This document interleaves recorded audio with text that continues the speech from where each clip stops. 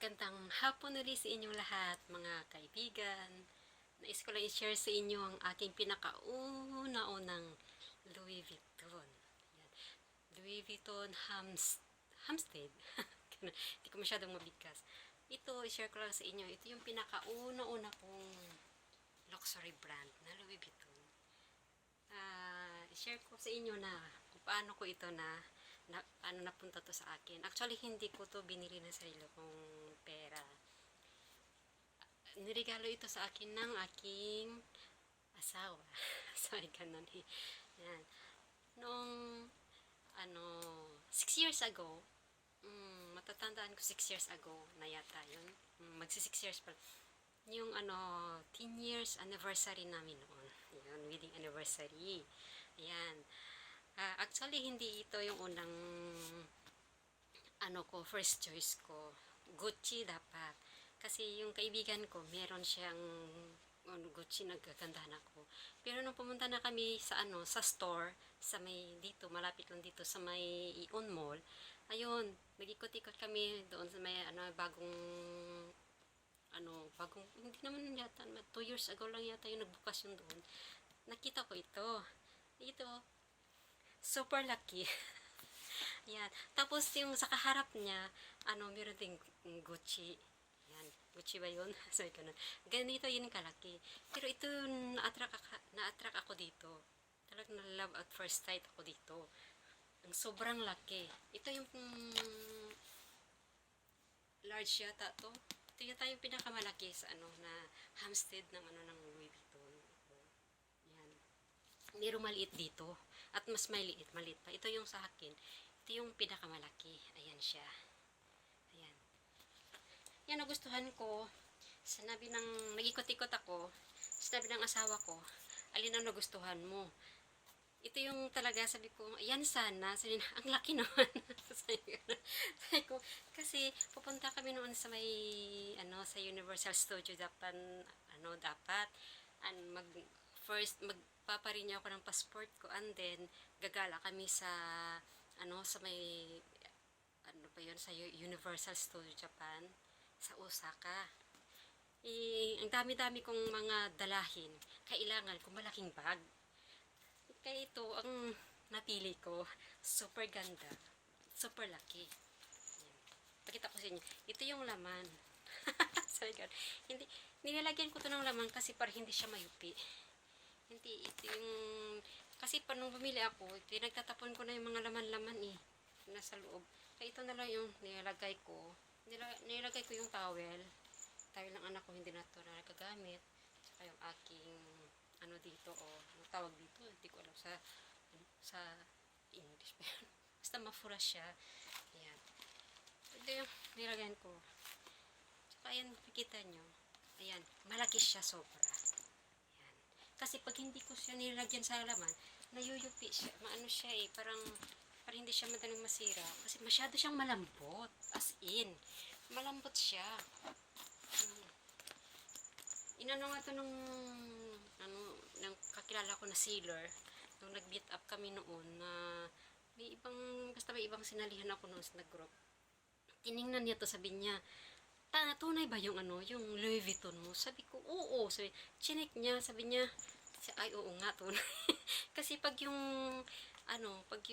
replica lang daw, or fake, hindi siya malambot. Matigas siya.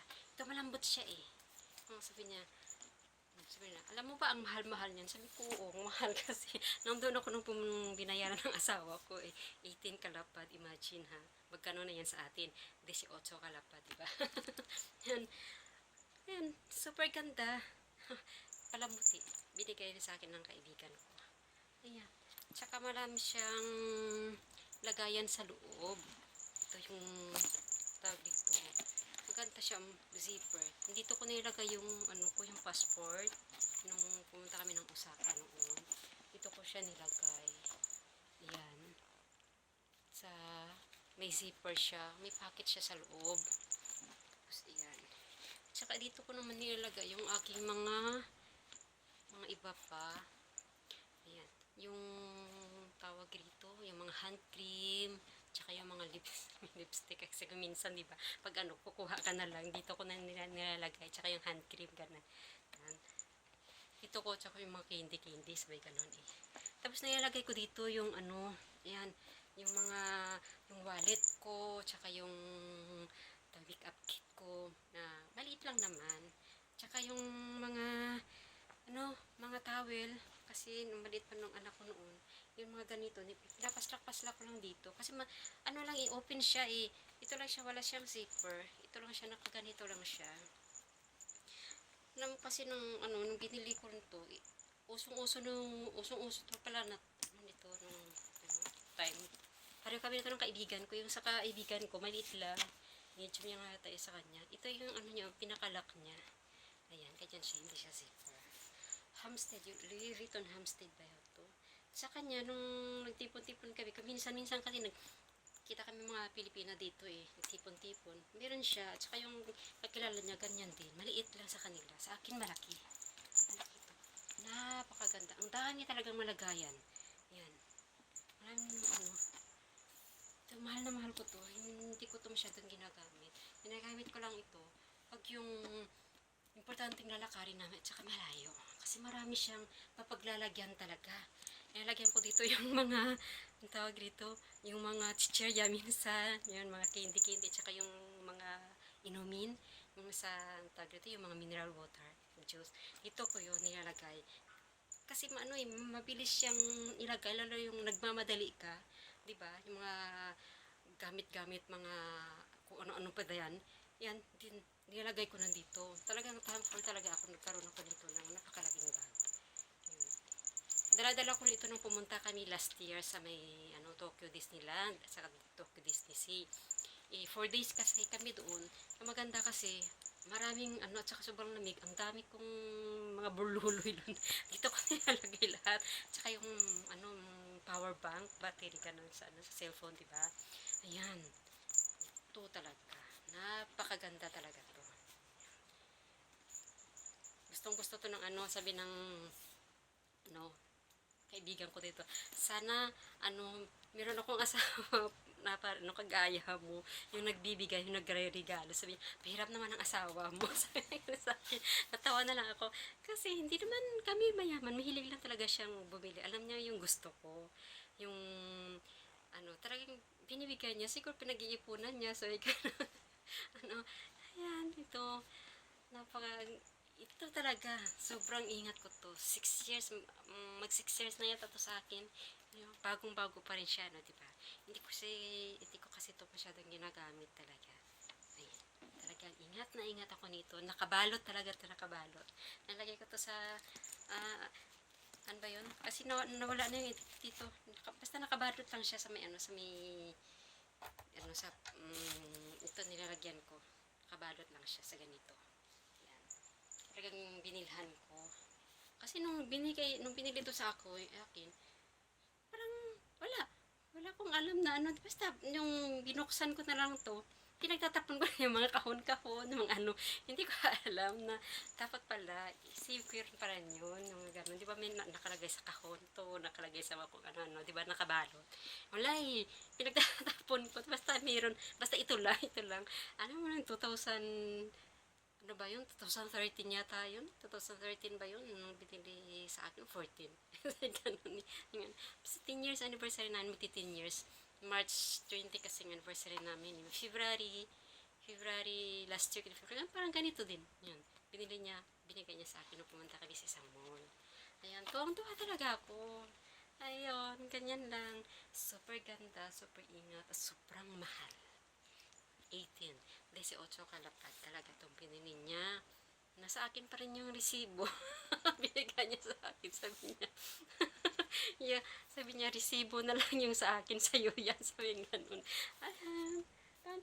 Ito yung pinaka na una kong luxury bag. Hindi ko alam na luxury pala yun noon. Basta nakita ko lang to gamit-gamit ng hindi nung namamasyal kami sa mga mall. May mga dala-dala nito ng nung ganito ang mga Japonesa dito, ganyan. Mga shoulder bag, handbag, hindi ko alam. Alam niyo, wala talagang alam noon. Tagal na yun eh, so, ganun. Yun, nung nag-YouTube na nalaman ko na ganito pala yung mga mahal, luxury pala mga tawag dito. Ito siya. Super ganda. Tapos nung umuwi ako ng Pinas, nung nagkasakit nanay ko, yun, inuwi ko rin ito. Ang dami ko rin mga mm, pinaglalagay dito. Tapos, hiningi to sa akin ng kapatid ko. Sabi ko, ayaw ko kasi bigay yan ng asawa ko. Sabi ganun, di ba? Regalo niya sa akin. Kasi ako kasi, pagbigay kasi sa akin, o regalo, talagang ingat na ingat talaga ako. Hindi ko yun basta-basta pinabayaan o iniitsapwera. Kung hindi ko man siya magagamit, nakatago lang siya. Sabi ganun. Para naman, if ever na magkita kami nung nagbigay sa akin, na malay mo, madulas kung saan yung binigay niya sa'yo, makikita nila, andyan pa rin nakatago. Kahit hindi ko siya nagagamit sa ganun, di ba? ayun lang. Thank you so much. Ito lang yung share ko ng aking pinakauna-unang Louis Vuitton. Yan. Hampstead ba to ang tawag dito? Hampstead yata. Yan ha. Baka sabihin yung fake. Hindi, sa store talaga namin binili dito sa Ion Mall sa Kumamoto. Ayan. Hindi sa online. Sa store mismo. Parang nawala na yata yung store noon kasi nung nung lumindol yata. Parang nawala na yun. Iwan ko kung nandun pa rin siya kasi bihira na lang ako nagpupunta dun. Ayan, ganyan. Thank you. Sana magustuhan nyo. See you on my next video. Thank you.